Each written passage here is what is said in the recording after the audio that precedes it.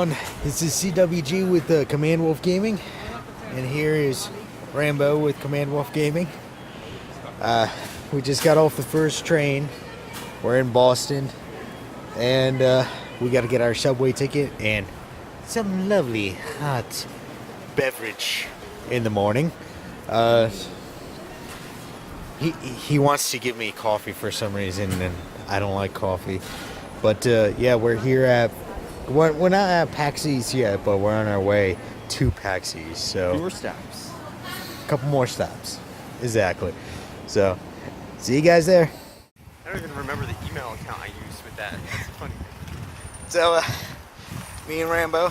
Hey, what's going on? Hey. We finally got off all of the trains and subways, and now we're walking with our coffee and hot chocolate and a donut for some reason that I'm holding. Morning breakfast.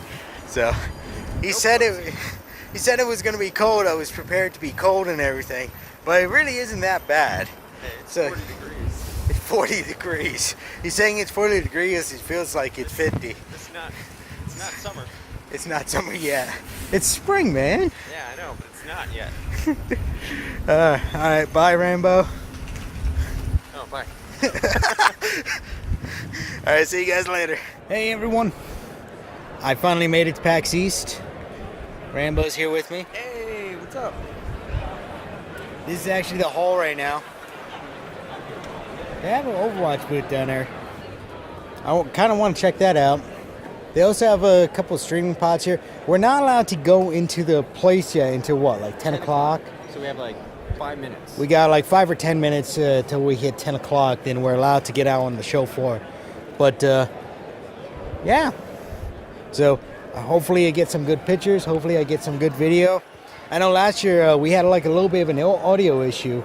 But this year, hopefully no. Yeah, we came prepared this year. So, right, Rambo? Yep. Oh, this year we're not messing around. No, We gotta hit up everything. not this year. And all of our panels. Yeah. Are you gonna do this? I was thinking about doing it, but it just seems so cheesy. You have to make your own sound effects. Are you filming this? This chord? It's kind of cool because I do like Overwatch, though. Yeah. Rambo here has never played Overwatch, though. I only did the beta. Yeah, he only did the beta. I know one of my fellow streamers, she plays a lot of Overwatch, and in fact, she's pretty much like gold or platinum level in competition. Different levels in competition? Yeah. So Didn't know. I'm like silver, and she's like platinum. Nice. So you suck. no, I just don't care. So anyway, see you guys later. Whenever you're ready.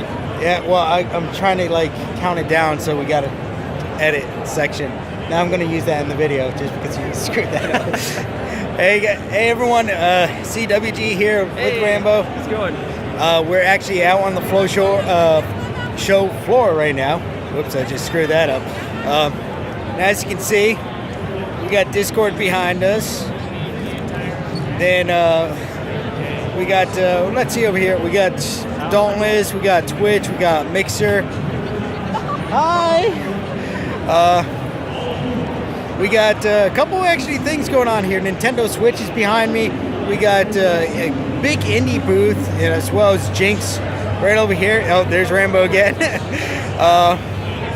Yeah, I actually really do want to take a look at the indie booth because I'm very interested in indie games. As you guys know from my channel, I play a lot of Steam games, so that's going to be like one thing I'm going to be really looking at. Close. We still have time. We can edit this out. Yeah. Hey, Wolfpack, CWG again. Rambo here. We finished up with Pax East. Not really on early, kind of like on time today. Yeah.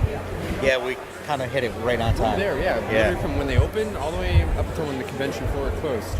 Yeah, we It's a long day. Yeah, it was a very, very long day. We saw a lot of cool things. And it's kind of weird. Let's move it that way. I can fix it. Now you can. I can fix that post. Yeah.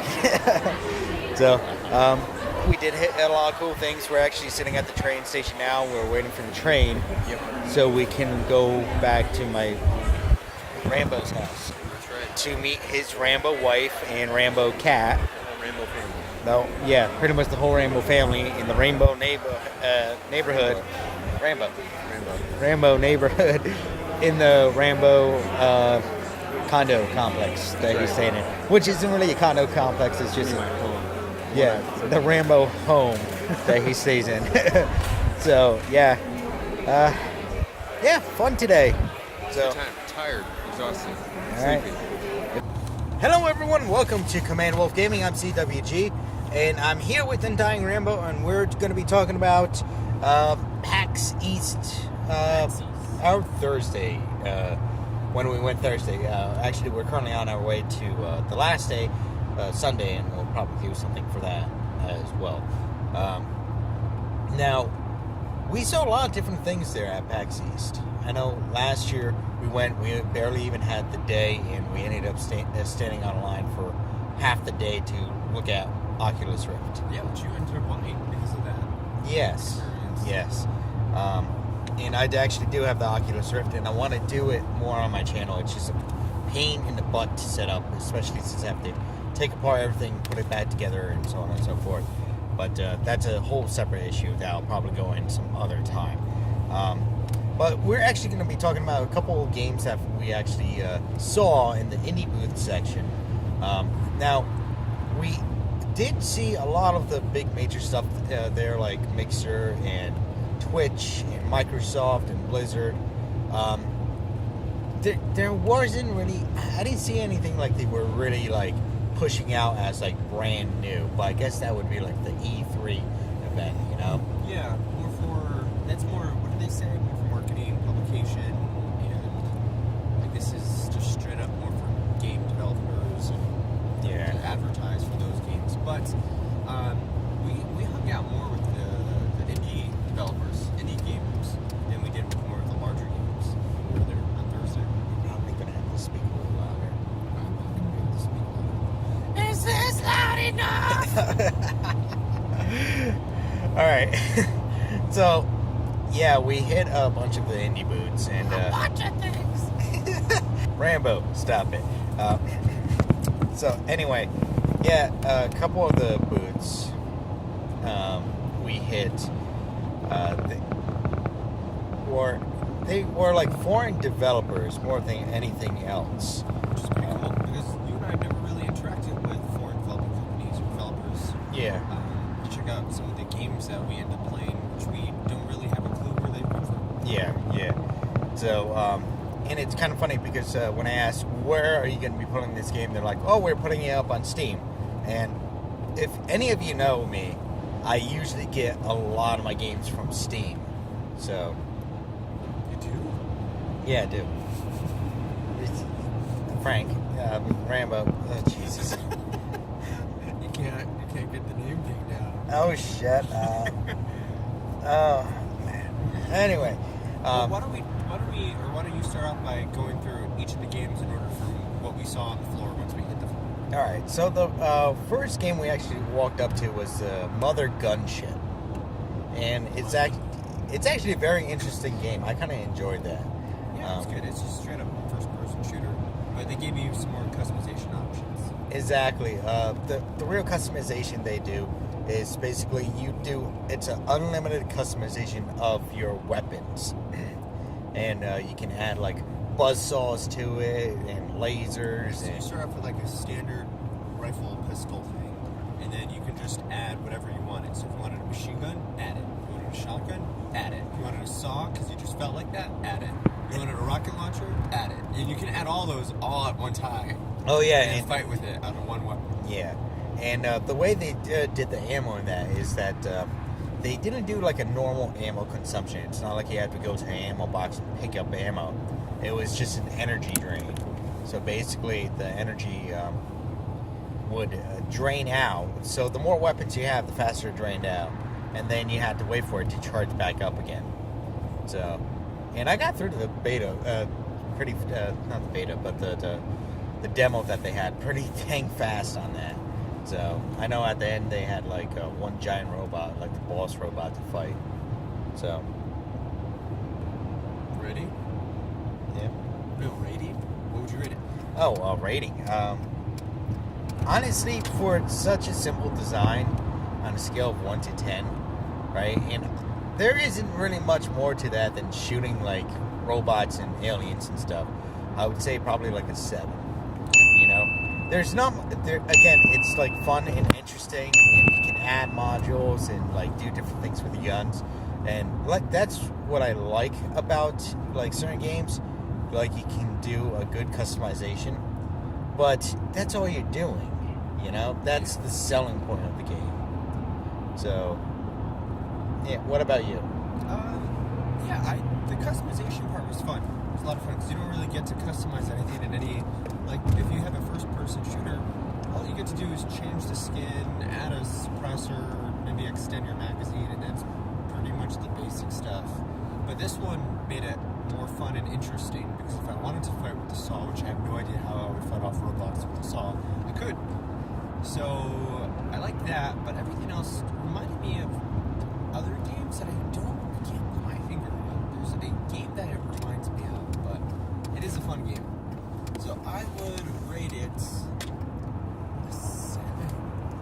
A 7 as well. So you heard it here, folks. 7 on both sides, me and Rainbow here. Then what? Interested to see what the final version is going to be. Oh It's not out yet. Yeah, it's not out yet. I think they said they were going to put it out on Xbox too. Yeah, they said it's going to go to all platforms. Yeah. So from there, we walked around a little bit and we came across this funny little game, and I absolutely loved it. It just brought absolute chaos. That janitorial, space janitor type gas station game. I don't know. I don't remember what it was called. You can edit it so that you can include the name. Edit here.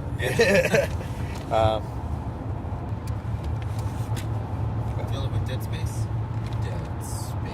Dead Space. No, it's not Dead Space. But you're in charge of a gas station, right? And me and Rambo played this, and it seems like it would be a fun little like game to have on a couch to play, especially since Xbox doesn't have a lot of those games. Actually, a lot of platforms don't have those games anymore. And basically, the task that you're set is to gas spaceships, provide oxygen to the spaceships, clean them, clean the bathroom, give stock a vending machine, steer your ship so it doesn't get hit by an asteroid, and also clean the bathroom and guide aliens to wherever they're going. And it's essentially just a small convenience store that you have out in the middle of nowhere space that people stop to refill all their necessities or alien stuff. Yeah, so again, it's a very fun little game, and I kind of enjoy it. That was chaotic. And every spaceship that flies up to you will want multiple things, whether it's a car wash,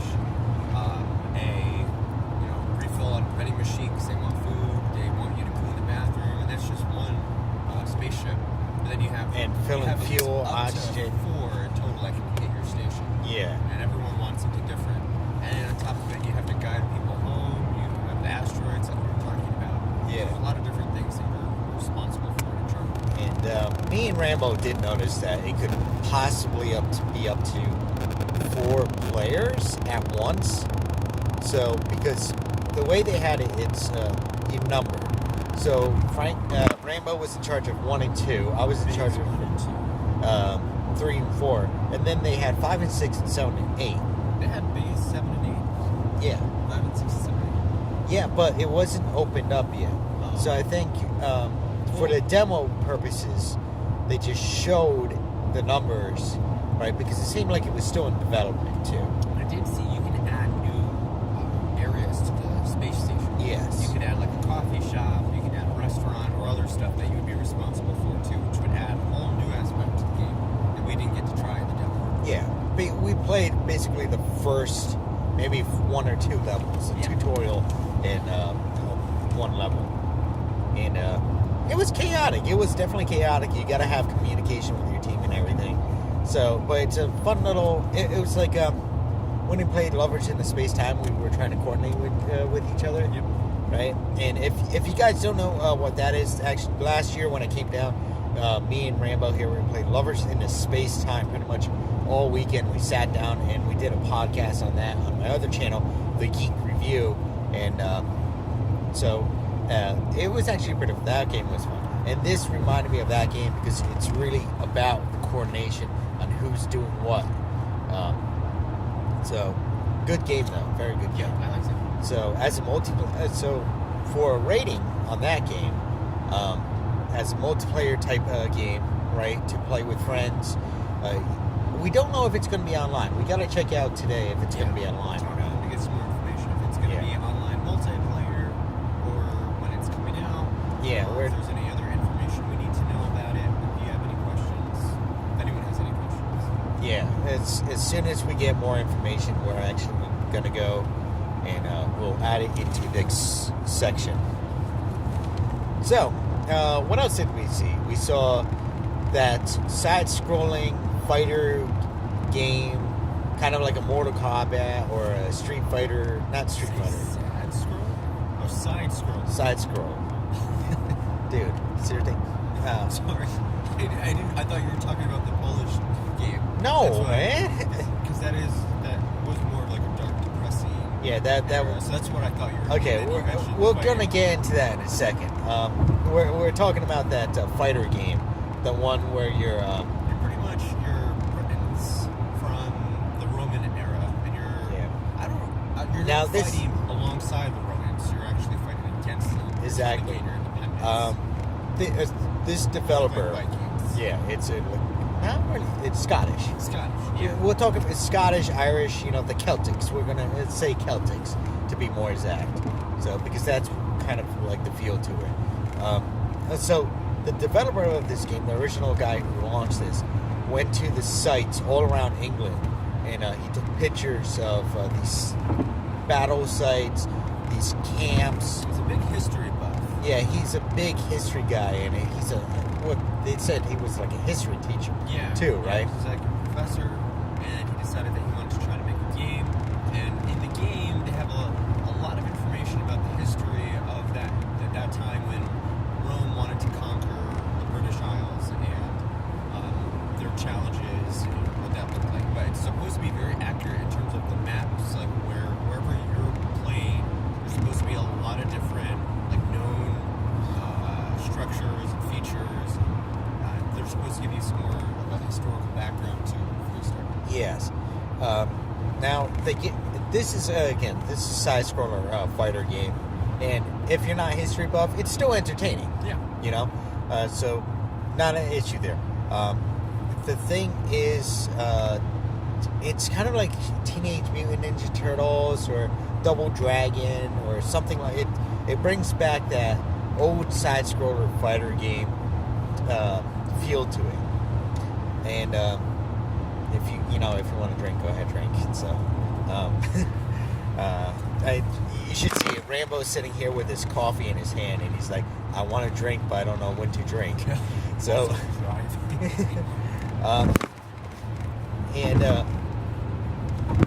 so if you're not into like the whole history aspect, right? It's still a good fighter game, and there's only 3 characters you can play in this fighter game. Yep. A strong guy, like the heavy mid-range guy who's like fast and strong. Then you got the speed character. So that's the 3 main types you're going to be encountering. Standard. Yeah, standard fighter game. And then the heavy. Yeah. So, and it was actually quite entertaining. I enjoyed that. Yeah, it was good. So that's I can see this in like arcades, in stand-up cases, and that's what we actually played on. They set up a stand-up case, like, but it had like the computer in there, and they had like regular joystick and button controls. Pretty much anything that you find in like an old-time arcade, which is pretty cool. But it wasn't the actual machine. They said that they just hooked up the system to the joysticks and the case to make it look like it. Yeah. But it would be cool if they did make that. And it had a fun little cartoon style to it too. It did. It wasn't like serious like blood and gore and everything. But it was pretty graphic. You chopped people's heads off and arms, and you can grab them and throw it at people. Oh yeah, Me and Rambo here, we kept on like picking up the heads and throwing it at the enemies and stuff. So, but it's not like super graphic like you would see in some games, like Gears of War, right? You're not gonna see anything like that. It is It's like cartoon graphic. it's a very low res Tom and Jerry almost violence to it, with a little bit of blood, maybe like a Simpsons level, you know? I mean, yeah, because like you mentioned, it's like Mortal Kombat. Yeah. Like the old school one from Nintendo. Double Not- Dragon. Yeah. Not any of the ones you see now where they have the finish. Yeah. Second Well, no. half. The Mortal Kombat was always like that. I would say But I Street mean, Fighter, the ones more that like you see now. Yeah. From like the Xbox and Yeah. PlayStations, where they actually have the graphic like 10-second clip of those Yeah. finishing people. That's Yeah. So, we actually, was it Wolfenbach or something? It was some weird name I couldn't pronounce it. As soon as we get that, we'll actually stick it right here. Now, on top of that, we saw this other game. We actually came to a little later because went to a couple of different conferences, and the game was called Remember Me. And now Rainbow actually talked to the developer. I just dived into the game, and I was actually highly disappointed in the game. Oh, wait a minute! Before we continue, that fighter game. Yes. What rating would you give it? I give that a solid 8.5. 8.5. Yeah. I would give it an 8. Okay. Like if you're history buff, it's cool. If you're just interested in like a fighter, it's cool. And it's a side scroller. It's a very basic game, so it hits many points. Now this Remember Me game, it was actually very depressing game. Well, I mean, it wasn't like I wouldn't call it super depressing, but it does take place in a World War II era. It doesn't. It's not. It's dramatized to the degree where the Nazis are robots. Yeah. But it follows a story of two characters, one young boy, one young girl, who are trying to escape Warsaw. Well, we think that's what they're trying to do. we don't know the full in my story discussion, behind I it. just with the one developer, I did find out that it was just a game set in Warsaw, Poland, during the time when the Nazis invaded. The two characters that you get to play, the one boy, he's good at disguising or hiding himself, and the girl that you get to play is good at speed, so she can run fast. And you can link your characters' arms because you play with both of them at the same time. And in order to move both characters across a map, you have to make sure that you link them, and then whoever's in front, so let's say the girl was leading the young boy, she can grab him by the hand and sprint with him across the map. But if the boy was leading the girl, then he can disguise or hide both of them from any enemy soldiers and so forth. So they both have those key features, which is fun.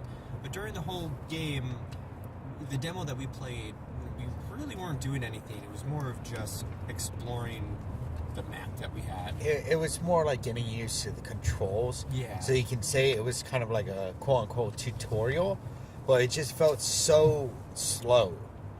And there was no like interactive audio or anything like that, like you're talking to an NPC or something. So it was just very bland. And there's no color, obviously, since this is World War II-esque, right? There's no color on the map. It's all black and white. It's very like old school, rough, not really rough cartoon, but like cartoony, you know? Yeah. And not the, like I would say, probably like the early Disney kind of feel to it, maybe. Sure. Yeah, you know? the characters kind of looked like that. Like an early Disney type character. Yeah. Not like Cupheads, though. No. No, actually, we should have played Cupheads this weekend, now that I think about it. They did have a booth. Yeah. They do have a booth. So, but it was just like a depressing overall, you know, like and I just, like, I was like, get me away from this game. Like, I got to a certain point, I'm like, I find this boring, and it's very depressing for me.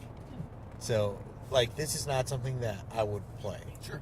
How it is a side scroller game. It is more like a puzzle type game, right? Because you got to figure out how to do certain things. Since you don't have any vocal or cues, so it's a puzzle side scroller, depressing game. Keep saying depressing. Depressing. I give it a 7. 7 is my standard platform for. I'm interested. I want to learn more. Could be better. Could be worse. I liked it to the degree that what we got to play. Nothing really happened, but I think there's a lot of potential for such a small game to at least be fun and addicting. But then again, I do need to see more. Yeah. And 'Cause I like it's kind that of funny. era. That's the only title, like the only other title that we remember. Remember Me, but it's a simple title, and that's probably maybe that's the reason why we remember it, other than Mother Gunship. That's just crazy title. Anyway, the other booth that we actually went to go see, on top of that, which we saw like right afterwards, was it Life and Death? Death and Life or something like that. What game? That game that I was playing by, I think they're like Dutch or French developers. So I don't know. I couldn't get the accent down, but that game where you didn't try it. You actually ran somewhere else. What, you mean the Fear Spin game? No, not that one. The one where it was just like a rough cartoony design. Anyway, we'll put that title right here. And yeah, so the game, whatever the game title is, so it's like Life and Death, Death or Life, Death and Life. It's about this girl that dies, and the Grim Reaper himself, he's like, who are you? What are you doing here? Yada. Like, he was very confused in the fact that she just died, and she was trying to answer and saying, hey, I'm dead.